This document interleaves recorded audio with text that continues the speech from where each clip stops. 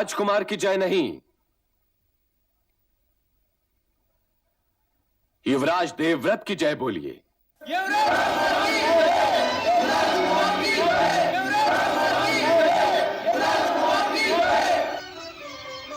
आज देवव्रत को हस्तिनापुर का युवराज घोषित करते हुए मैं फूला नहीं समा रहा।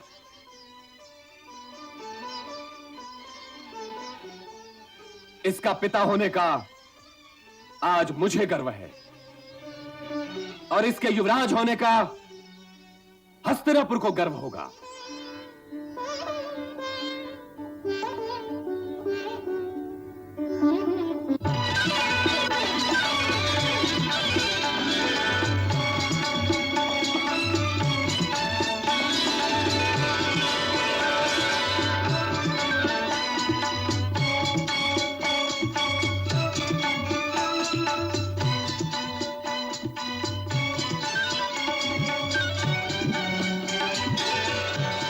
राजकुमार देवव्रत को युवराज घोषित करके शंतनु फूले न समाये। पिता और पुत्र का जीवन स्नेह और आनंद से भर गया।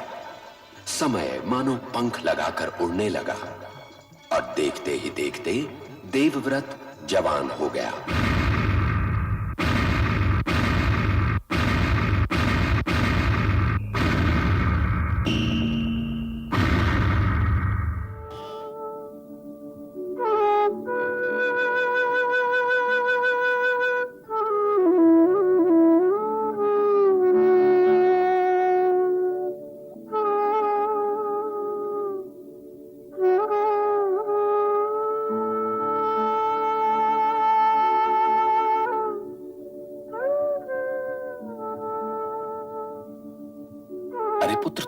मैं हजारों बाणों के घाव सहन कर सकता हूं पिता महाराज, परंतु आपके इस मौन का घाव मुझसे सहा नहीं जाता।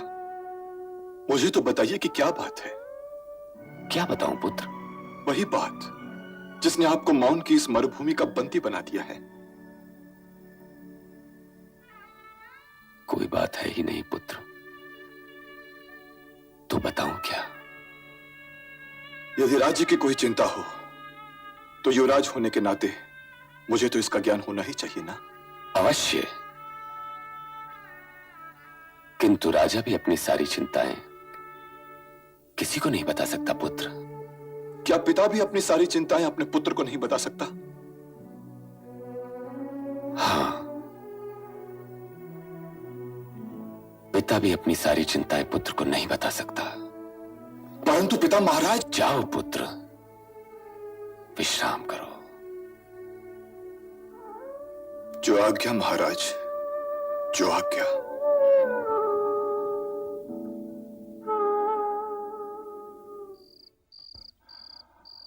आओ सारथी। मैं पिता महाराज के लिए बहुत चिंतित हूं। आप उनके मित्र भी हैं और सारथी भी। ये प्रतिदिन आप पिता महाराज को कहां ले जाते हैं? जहां ले जाने की आज्ञा मिलती है युवराज। और वो कहां ले जाने की आज्ञा देते हैं? जहां जाने को उनका जी करता है। आपकी निष्ठा आदरणीय है, परंतु लगता है आप राजा भक्त हैं, राज्य भक्त या देश भक्त नहीं। इस समय पिता महाराज का मन भटका हुआ है, इसलिए मेरा यह जानना आवश्यक है कि प्रतिदिन सूर्योदय के बाद वो कहां जाते हैं। यह प्रश्न आपसे मैं नहीं कर रहा हूं, आपसे यह प्रश्न हस्तिनापुर कर रहा है, और इस प्रश्न का उत्तर देना हस्तिनापुर के प्रति आपकी निष्ठा का कर्तव्य है। मैं क्षमा चाहता हूं युवराज, परंतु मैं महाराज से विश्वासघात नहीं कर सकता। और आप पिता महाराज के सुख चैन से विश्वासघात कर सकते हैं, और आप हस्तिनापुर से विश्वासघात कर सकते हैं, और आप भारतवर्ष और भरतवंश के साथ विश्वासघात कर सकते हैं। निष्ठा की जो परिभाषा आपने सोच रखी है वो वास्तव में निष्ठा नहीं, अनिष्ठा है।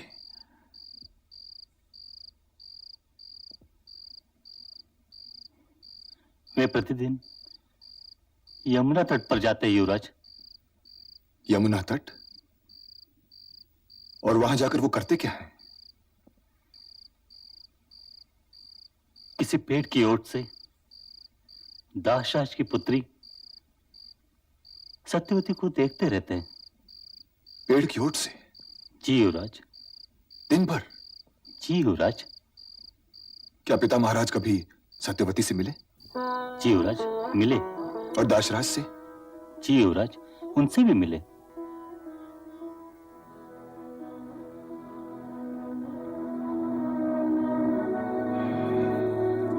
मेरा रथ तैयार किया जाए। महाराज, महाराज, गंगापुत्र देवव्रत पधारे हैं। उन्हें आदर के साथ अंदर बिठाओ। जो आज्ञा।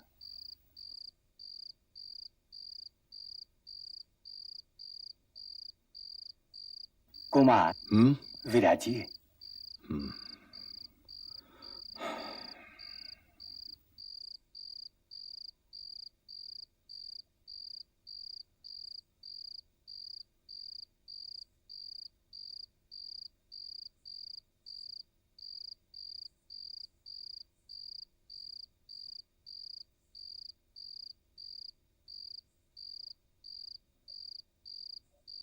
गंगापुत्र, इतनी रात गए?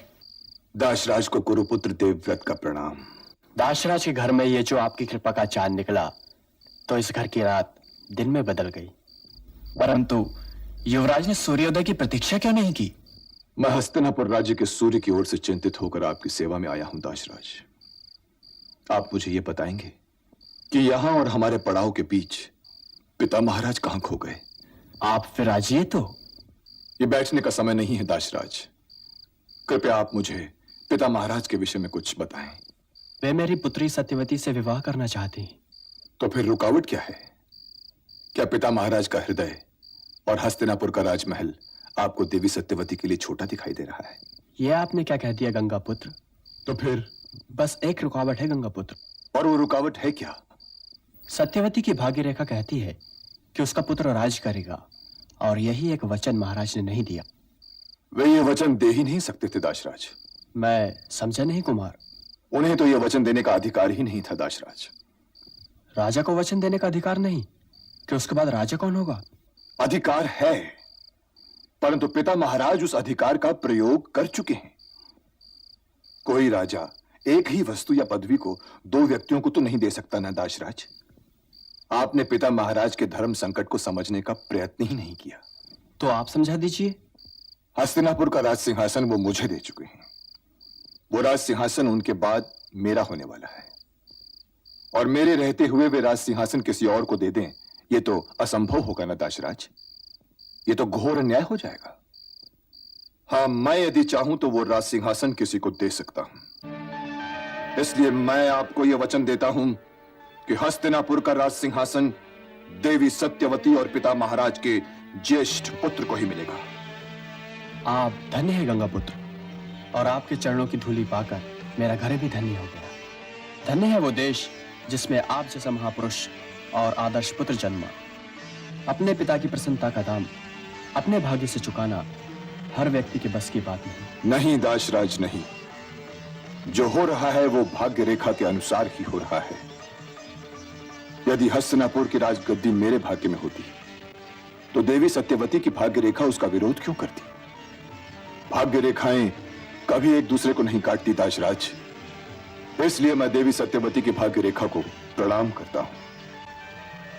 और अब यदि आप आज्ञा दें तो मैं उन्हें अपने साथ ले जाऊं। परंतु गंगापुत्र। अब ये कौन सा परंतु है दाशराज जिसने सर्प के समान फन काट लिया? जिस प्रकार महाराज को आपकी ओर से कोई वचन देने का अधिकार नहीं था, उसी प्रकार आपको भी अपने वंशज की ओर से कोई वचन देने का अधिकार नहीं है। यदि आपकी संतान ने हस्तिनापुर के राज सिंहासन पर अधिकार का प्रश्न उठाया तो उसका परिणाम क्या होगा गंगापुत्र? आपकी ये आशंका आधारहीन नहीं, इसलिए मैं इस अजगर का मुंह भी कील देता हूं। हाँ, मैं अपनी संतान की ओर से कोई वचन देने का अधिकारी नहीं, परंतु मैं संतानहीन रहने का अधिकारी तो हूं दाशराज।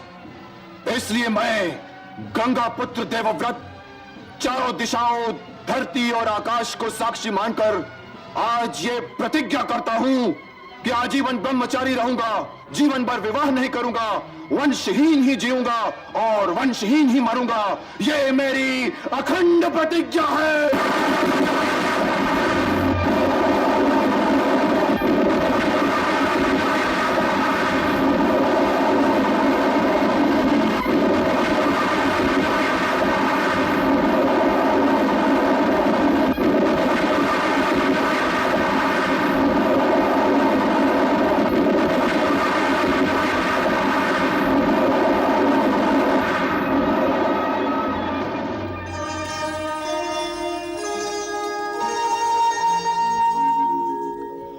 चंद्र तरे सूरज तरे डिगे अडिग हिमवंत देव व्रत का भीष्म व्रत रहे अखंड अनंत। कुछ समय के लिए रथ रुकवाओ गंगा पुत्र। अवश्य सारथी रथ रोको।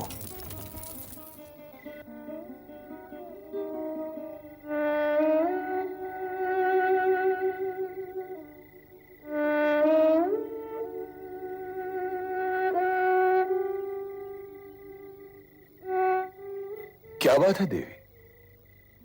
हस्तिनापुर पहुंचने के बाद मैं तो तुम्हारी मां हो जाऊंगी। तब मेरे लिए वो करना संभव नहीं होगा जो मैं करना चाहती हूं। मां तो आप अब भी हैं देवी, परंतु वो कौन सा ऐसा कार्य है जो मां बनने के पश्चात आपके लिए संभव नहीं होगा? मैं तुम्हारे चरण छूना चाहती हूं। नहीं माते, महापुत्र के चरण छुए ये तो बड़ा अनर्थ हो गया होता। आपका ये पुत्र आपके रथ और मनोरथ दोनों का सारथी है।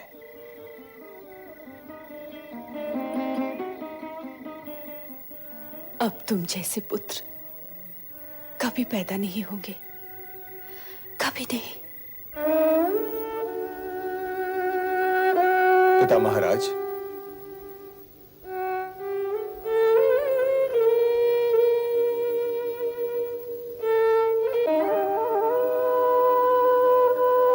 पधारिए माता सत्यवती।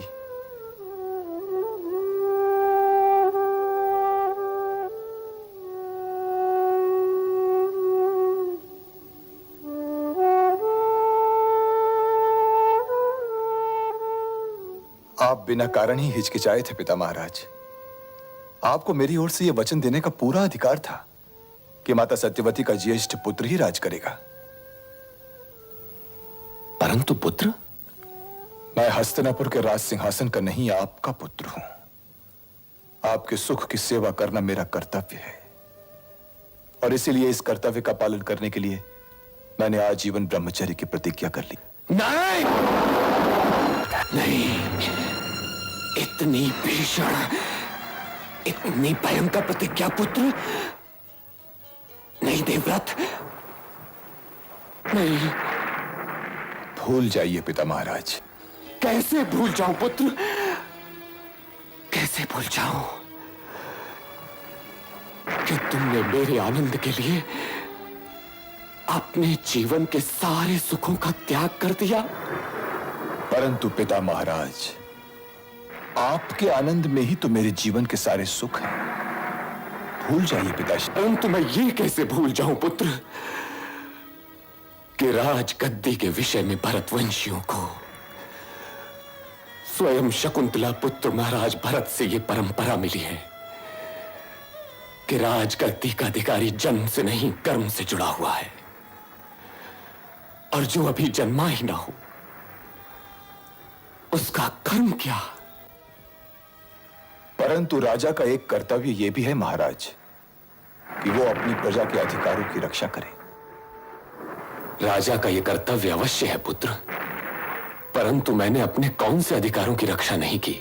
मेरे पिताश्री, आप मेरे एक अधिकार की रक्षा नहीं कर रहे। तुम ये क्या कह रहे हो पुत्र? आप मेरे वचन देने के अधिकार की रक्षा नहीं कर रहे हैं पिता महाराज। तुमने तो मुझे अवाक कर दिया पुत्र। अब इसके आगे मैं क्या कहूं? तुमने तो वो किया है जो जग को सदा याद रहेगा।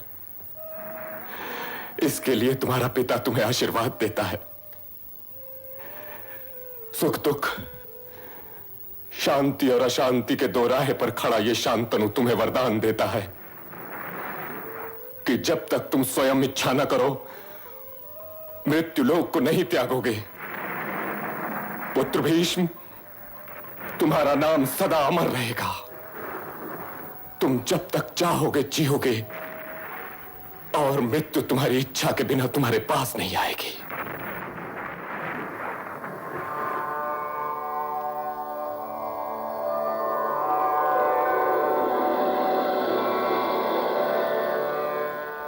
माते, पिताश्री को समझाइए कि मेरे साथ चाहे न्याय हुआ हो चाहे अन्याय, वो स्वयं मैंने ही किया है।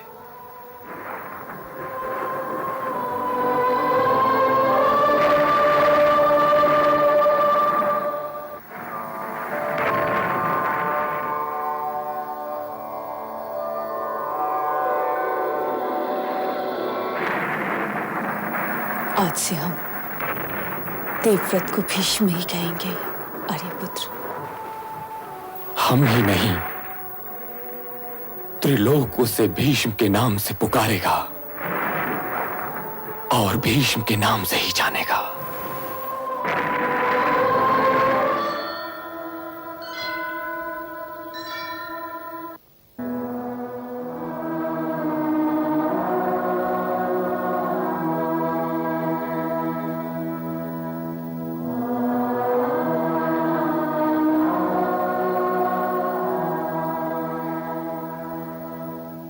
प्रणाम माते। आयुष्मान भव। आज आपसे बातें करने को जी हो आया था माते। कहो वत्स। मैंने जो कुछ किया ठीक किया ना माते? तुम अधर्म कर ही नहीं सकते पुत्र। तुम्हारा जन्म ही हुआ है इस धरती पर धर्म का नाम बढ़ाने के लिए। तुम्हारी मां होना बड़े गर्व की बात है। बस आपका आशीर्वाद चाहिए माते। वो तो सदैव है पुत्र।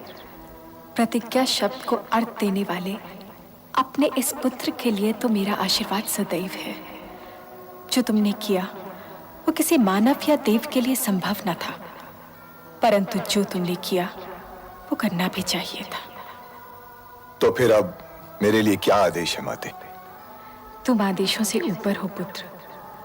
तुम उनमें से नहीं जो केवल अपने कर्तव्य का पालन कर लेते हो। तुम वो हो जो धर्म का पालन करने के लिए ही जन्म लेते हैं।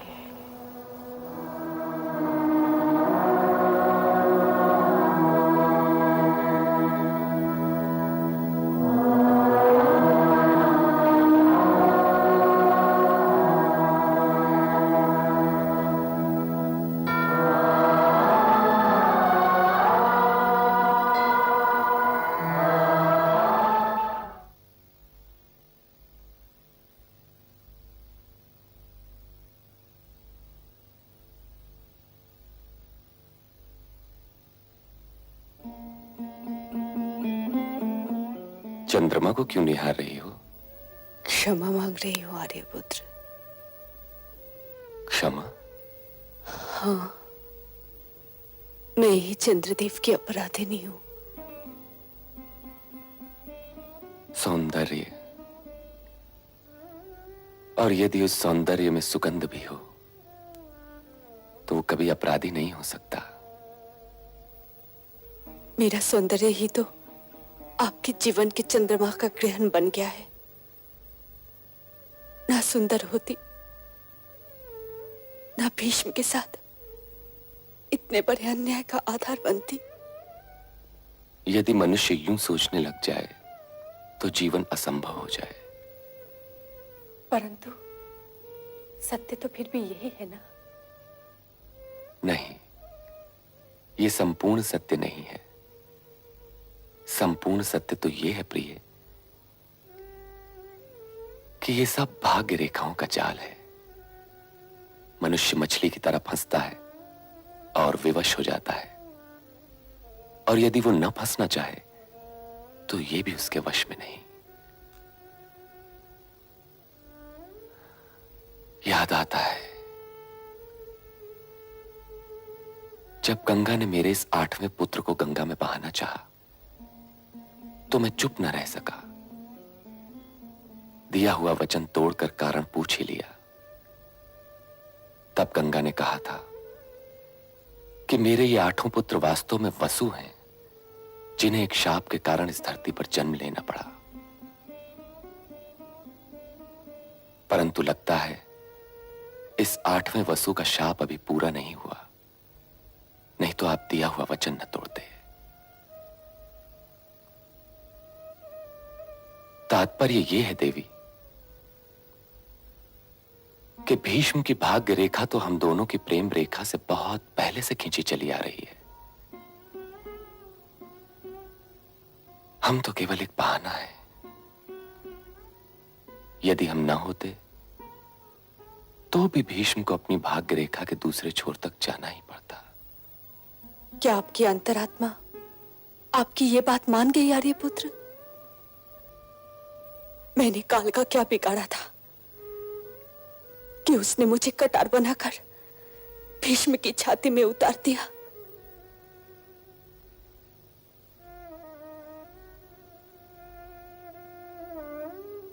तुम ये क्यों नहीं सोचती कि यह हमारा सौभाग्य है कि हमें गंगा पुत्र भीष्म जैसा पुत्र मिला?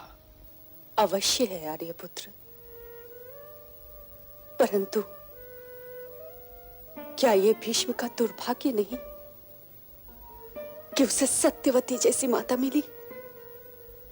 निष्ठुर, कठोर, स्वार्थी। ये कहकर उसकी पिता भक्ति का अपमान तो न करो। तो क्या ये ना कहकर मैं भीष्म का अपमान करती रहूं आर्यपुत्र?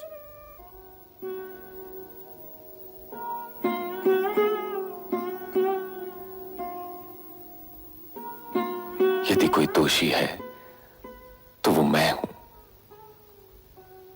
क्योंकि जब उसने ये प्रतिज्ञा की थी तब तुम उसकी मां नहीं थी,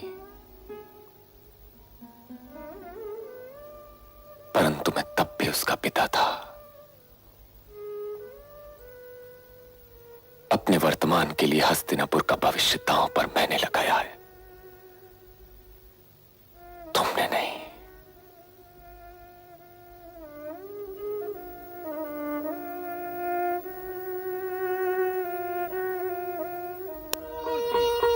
धर्मध्वज रक्षक महाराज शांतनु पधार रहे हैं।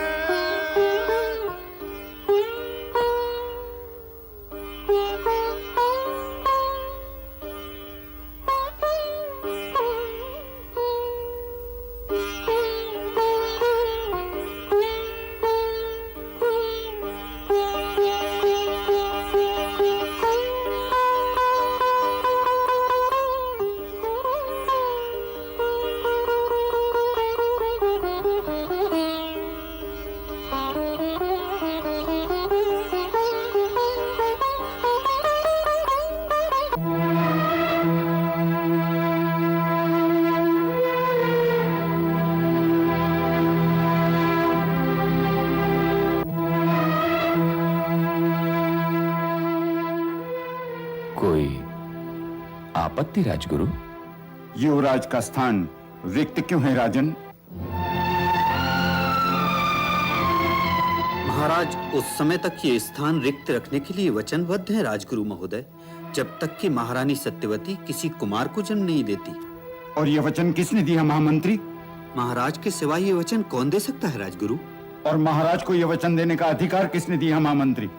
महाराज को अधिकार देने वाला कौन है राजगुरु? क्यों? क्या यह भूमि महाराज की है?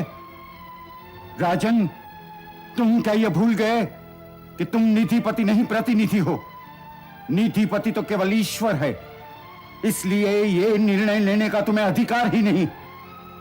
मैं ये जानना चाहता हूं कि युवराज देवव्रत में महाराज ने ऐसा क्या खोट पाया कि वे हस्तिनापुर को एक नूतन युवराज देने के विषय पर विचार कर बैठे। यदि देवव्रत में ऐसा कोई अवगुण है भी, तो महाराज ने उस राजकुमार में ऐसा कौन सा गुण देख लिया जो अभी तक गर्भ में भी नहीं आया है? परंतु क्या प्रजा को राजा से ये प्रश्न करने का अधिकार है राजगुरु? प्रजा को राजा से कोई भी प्रश्न करने का अधिकार है महामंत्री। यदि आज्ञा हो तो ज्ञान मूर्ति के प्रश्न का उत्तर मैं दूं महाराज? नहीं, मुझे उत्तर नहीं, न्याय चाहिए युवराज कुमार। समय की बात मत कीजिए राजगुरु, क्योंकि समय केवल साक्षी होता है। कर्म की बात कीजिए, क्योंकि कर्म स्वयं हमारे अपने होते हैं और हम अपने कर्मों के स्वयं उत्तरदायी भी होते हैं। क्या ये सत्य नहीं राजगुरु? अवश्य यही सत्य है युवराज कुमार। तो फिर आप मेरे कर्मों के लिए महाराज को कैसे उत्तरदायी मान सकते हैं राजगुरु? महाराज ने तो दाशराज या महारानी को कोई वचन ही नहीं दिया। हां, यदि वे मुझे अपना कर्तव्य पालन करने से रोकते तब भी वे अन्यायी ही कहे जाते। उन्होंने तो दाशराज से यह कहकर कि वो मुझे युवराज बना चुके हैं, अपने कर्तव्य का पालन कर लिया था। महाराज ने तो दाशराज से यह भी कहा कि उन्हें यह निर्णय बदलने का अधिकार ही नहीं है। दाशराज को यह वचन मैंने दिया था राजगुरु कि महारानी सत्यवती का ज्येष्ठ पुत्र ही राज करेगा, और यह वचन देकर मैंने अपने कर्तव्य का पालन किया है। परंतु तुमने ऐसा क्यों किया युवराज? मैंने ऐसा इसलिए किया राजगुरु कि कोई दुखी राजा प्रजा को कभी सुखी नहीं बना सकता। और इसका दायित्व किस पर होगा कि महारानी के गर्भ से जन्म लेने वाला कुमार इस राज सिंहासन के योग्य ही होगा? यह तो हस्तिनापुर की भाग्य रेखा देखकर आप ही बतलाइए राजगुरु। परंतु यदि भीष्म के वचन का कोई मूल्य है तो आज मैं हस्तिनापुर को यह वचन देता हूं कि इस राज सिंहासन पर जो भी विराजमान होगा उसमें यह गंगा पुत्र देवव्रत अपने पिताश्री की ही छवि देखेगा और आजीवन उसकी सेवा करता रहेगा।